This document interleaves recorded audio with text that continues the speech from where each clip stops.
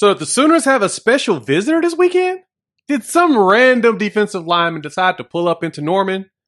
Well, we got to talk about that because with all the fiasco and everything that went down with Jermaine Lole, who decided to flip his commitment from the transfer portal from Oklahoma to rival Texas. So he is now on the other side of the Red River. And so now he is definitely the enemy. There are a lot of people have been asking me, like, hey, Jay, so what's Oklahoma going to do? Do you think Oklahoma's going to go in the portal for another guy? Do you think Oklahoma's solid with what they have? Well, I told y'all we're going to talk about the defensive line, and I guess it's the perfect opportunity to talk about it because, truth be told, I think we're solid, but I do think Oklahoma wants to have one more depth piece, someone that's had some game time experience that can help to, slowly bring in the young guys, while also making sure that if anything happens health-wise, we've got backup. So let's dive into this player. Here's one that has popped up, name everywhere, and he even posted that he was possibly in Norman, Oklahoma. I'll explain now.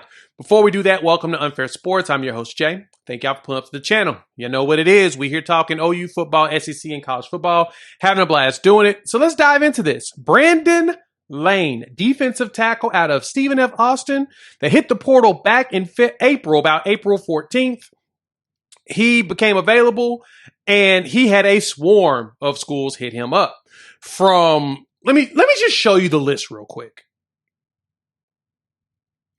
So these are all schools hit him up. Like 28 different teams hit this man up to say, hey, big head, what's up? And, granted with him, he's a native of Kansas City, Missouri, played ball at South Dakota State. Initially, he is a COVID kid. So he went there in 2020. So that year did not count. He redshirted in 2021, hit the transfer portal there, moved to Stephen F. Austin, where he played in 22 as well as 23. Looked up his grades in PFF, and he graded out pretty well, like in the 70s. So it's actually not too bad. He comes in at about 6'3", 300 pounds. Looks like he could probably put on a little bit more if you get him in the right program. He's a redshirt sophomore, so he's got 2 years left of eligibility. So he's a little bit older, too, because he actually graduates college this weekend, right? He's got enough credits to graduate, but when you see this offer list, I'm going to put it right back up for you. Look at these schools, man. He's got the one school that I pay attention to the most when going after especially defensive linemen is this one particular school in the ACC, and that's Florida State. Because, they pulled Verse from Albany. They got Braden Fisk from Wyoming. They pulled some dudes from random FCS and smaller schools and got these dudes drafted high. Shout out to Florida State. They're killing it with that. So if I see their name on there, he's definitely someone that's a potential take. But look at that. This was the early list from, like I said, Florida State. You had A&M, us, Oklahoma hit them up, right? We kind of touched. Michigan said what's up. So did Michigan State. To the point that he committed to Michigan State April 26th. So he was a commit to Michigan State and decided that, as they went through this entire process, they decided to mutually part ways a little bit later on here in the beginning of May. So May 2nd, his commitment and recruitment was open 100%. And so now he's trying to find a new home, prepping for grad school and all of that. Well, like I said, we had reached out. The Jermaine Lole situation happened a couple of days ago where he flipped his commitment. And then rumors were floating around that Oklahoma was still going to go ahead and check out a few players. There were a couple that was on the mind, and Lane was one of them. Well, Lane decided to hop on social media and do this. Said Norman, Oklahoma. Now, everybody's asking, yo, is he in town already? Like, this just went down and he's already in town? I'm going to tell you, pump your brakes. He ain't in town. I think he graduates this weekend at Stephen F. Austin, which isn't that far, so it's not like it'd be that hard to do. But it appears that he's not. But I do think that he had a conversation with staff. They discussed some things, and it appears that we'll be moving forward with trying to get this young man on campus. Now, again, when I watch the film, I'm going to put a little bit up here. I like what I see out of him size-wise. There was an ACC director of personnel mentioned that he is mobile for a guy who is thick throughout his body. He will start at 1 hash and finish the play outside the opposite numbers. Great range and movement for a dude his size. 6'3", 300 pounds. And again, told y'all numerous times on this show. We talked about this numerous times on this channel. We need more 300 pounders. We need more big, we call them war daddies. We need more big dudes, right? You got to have guys in the 310 range, a few of them, if you want to survive the SEC. And that's just point blank period, just being the truth, right? We've got a lot of guys in the 280 range. We need them to be at the 300 range. We got some guys at the closer to 300 range. We need them in the 310 range. That's just how it works. You've got to have a lot of bodies, especially if you plan on making a long run. Remember, if you want to win a national championship, it ain't 14 games no more. It's like 17 games, especially with the new playoff setup. So there's a chance you can play 17 games in a season. You got to have a lot of bodies to be able to go through and survive. So the young guys will get to play.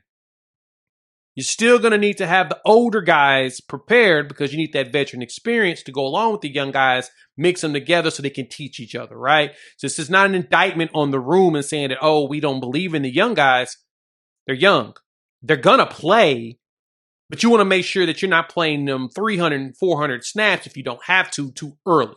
You want to be able to, phase them in, but you have this veteran that can get you, the first set of 300 snaps or 200 snaps. You bring in the other guys, right? And that was what Lole was going to be. He was going to be a rotational piece, right? Your Dominic Williams as well as your Dejon Terry are your main guys. They're the 1-2 punch you're going to have at the defensive line. And then you're going to bring in, you would have brought in a Lole with like a Grayson Halton, and you'd bring in a Jaden Jackson, David Stone, Champ Sanders, as well as a Marcus Strong. You would rotate those pieces around and get them on the field. But your whole goal, if anything, is to make sure that Dominic and Dejon are spending the most time or rotating with each other a lot, as so that the young guys, like I said, they're gonna get their breaks, they're gonna get in and get snaps and stuff. But you got to have a lot of bodies because, knock on wood, unfortunately, injuries do happen. It's college football; can't do anything about that. So, looking at a player like this, I'm like, okay, if we can get him on campus, I think it's a so deal. I mean, he mentioned it, and I think it was on 3. George Stoya had reported on it. And somebody had shot me a message on it that, he definitely has interest in Oklahoma when we reached out the first time. And, for us, we were going for the older guys. I told y'all this. Why didn't we go for Lane before? You're probably asking that question. Let me explain. We didn't probably go after him initially is because he had the 2 years left of eligibility. And we were really going after the older guys except for Dominic. Dominic is at a different level and breed. We expect him to be only a 1-year guy anyway. But our goal was to get 1-year guys to help the young guys level up faster so that when they play next season, they're the older guys that we're going to be trying to get, that 1 year left on the team. Dominic's a 1-year dude. Potentially could be here for 2 years. There's a really good chance that Dominic and Dejon go to the draft. There's a very good chance of that. And so you don't want guys, you don't need more guys to stick around for much longer, right? The class we got bringing in, they're going to bring in a lot of defensive linemen probably. I could see us picking up a whole bunch more. But we've got a good amount of young depth. We just need to make sure that they get experience. Going into next season, we're going to have a ton of experience with it, right? You'll have your Stone and Jaden Jackson with the year underneath them. And then, Champ as well as Strong, Sears. You'll have Sears as well, which he's gone after the season too. So you're going to be having a lot of older guys rolling out, but you got to make sure that you can get the young guys some time. So again, the point, and as I'm rambling to you all now, is you need to have some experience to go along with the young depth. That's key. You got depth is most important at that position. And so it's probably why we didn't go after Lane initially. Ended up at Michigan State 2 weeks later. Now he's back on the market. I think we're going to probably try to find a way to close the deal, get that man here on campus. So adds more depth, adds more bodies to what we're trying to do. And I think that's a good thing. So he didn't show up, but he is in contact. So hop in the comments. Let me know how y'all feel. I think we got a chance. I think that if we get him on campus, I think he's going to come.